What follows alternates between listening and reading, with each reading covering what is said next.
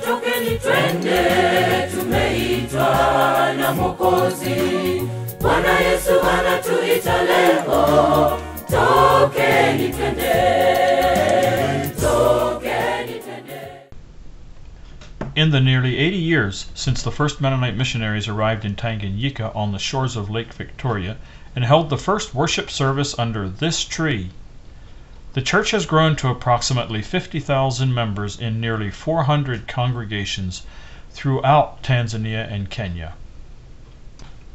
Several years ago, an Ethiopian Mennonite leader, Million Balete, made this statement: "Leadership training is the biggest single issue in the church in Africa today because of the rapid growth in the churches. In America and Europe, the problem is how to fill the churches. In Africa, the problem is how to properly care for the people who fill the churches." This is still true today. Growing in numbers and starting new churches continues to be a priority for East African Mennonite leaders. The churches in Dar es Salaam have adopted a plan to add 10 new churches and 2,000 members in the 3-year period beginning in 2010.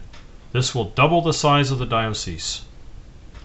The Dodoma Diocese is presently 13 congregations, and they plan to add 15 new churches in the next 5 years.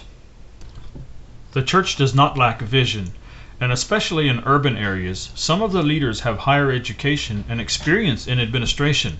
They are employed in government, or education, or business, but they have identified a need for training in biblical and theological studies and pastoral leadership. One elder said to me, "We have leadership experience in government and business, but that is different from church leadership, which is based on biblical principles and has different goals." In smaller towns and rural areas, on the other hand, many of the people have only a primary school education, up to grade 8, and a few have completed secondary school. And there is also the need for biblical knowledge and training in church leadership skills. In Mwanza and surrounding region, there are presently 25 churches, and the leaders have identified 17 villages in the area where there is no church. They plan to form an evangelistic team to go to each village to evangelize, and when there is a group of believers, they will assign a lay pastor to nurture the group and organize a fellowship. African nations have described their challenges as poverty, ignorance, and disease. Or to say it in other words, the issues are economic, education, and health. The churches live and work in that setting and consider it their mission to respond to these issues as part of the gospel. It is following the example of Jesus. There is a shortage of resources in funding and expertise, so they work in partnership with government or with private agencies to fulfill the mission.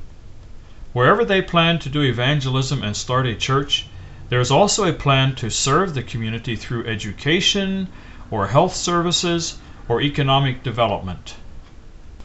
I visited the Arusha Mennonite Church, where they provide offices for the staff of Compassion International and their student adoption program. They also sponsor a preschool for local children. The question the bishops are asking is, where will we find leaders for the new churches? Their vision for outreach and expansion is impressive and inspiring, and the request for help in training leaders is a challenge to us to partner with them. 20 years ago, the Theological Education by Extension program gave the church a big boost by providing training for nearly all the lay pastors in the Sharati and Musoma areas. But with the departure of the missionaries, the program soon stopped operating because it depended on financial assistance for materials and transportation. The church's request for help is not to send people to do it for them, but to partner with them in a way that they can continue on after missionaries leave. It is not just to provide education for leaders, but to help the church build the capacity to carry on training programs that will meet the need for leaders in the years to come. The Mennonite Theological College in Eastern Africa is located near the town of Musoma on Lake Victoria. Its history goes back to the 1960s, when the existing Bible school was upgraded to a theological college curriculum and new buildings were built to house the program. It continued through the 70s, but ceased operating during the 1980s due to declining enrollment and problems in church leadership.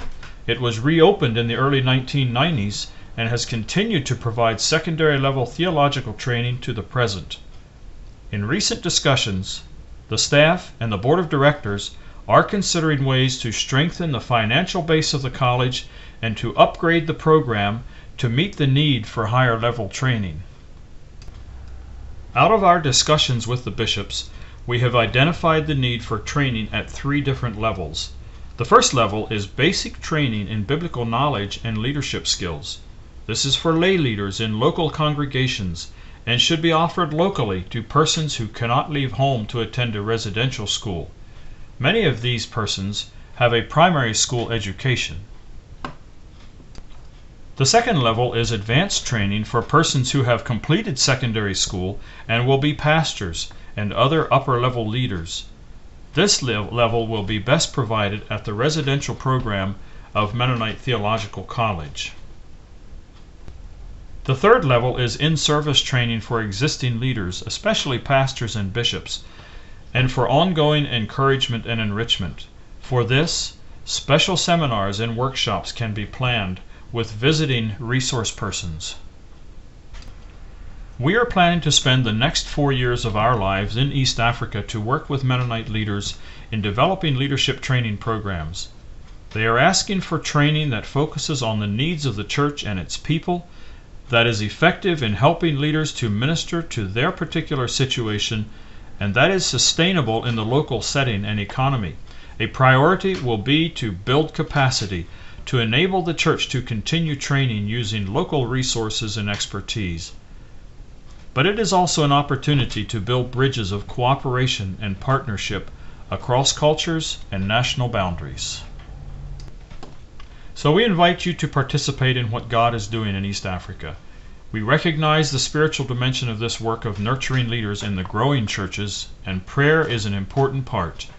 We also acknowledge that there are material needs, funding for our travel, for our medical coverage, and for program expenses. Together, we can make a difference.